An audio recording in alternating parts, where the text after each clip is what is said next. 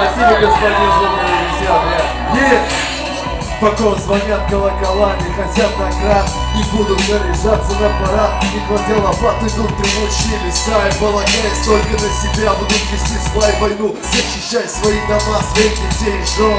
Неподкупные ни миллионов, ни грошов. Наши слонцов сыты силы и теплом. И неведом сон, пока гарнизон врага идет под впаханной ножой земли и раздает распоряжение, как рабам, братьям и сынам. Привет, шалом или салам, уже не важно, как и храм, куда ты ходишь для спасения. Его не обрести, покуда ты и все вокруг являетесь мишенями.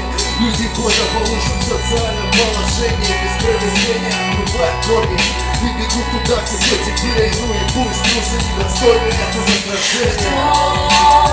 Подари сам покой, оставь сон родной, во имя нас с тобой.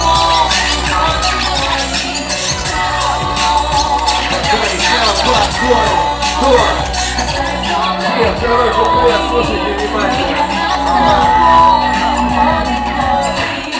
Благодаря таким мы сейчас такой живы, вечные память, низкий поклон. Идеалы лживые, диктуя самоизбранный провизит под прикрытием дружины, жадных на наживы. А на улицах свистят ульни, блестят ножи, растят ульни. В медиамашине типа вот она проблема, и мы так ее решили.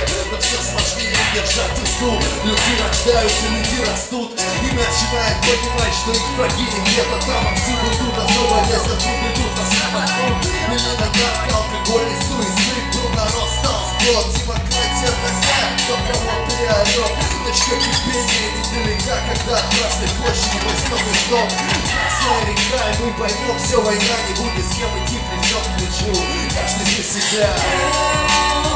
Подари сам покой, оставь сон родной, во имя нас с тобой уходит мой. Мы с тобой не одни, прекратится весь мир, с надеждой в груди, бороться будем и победим.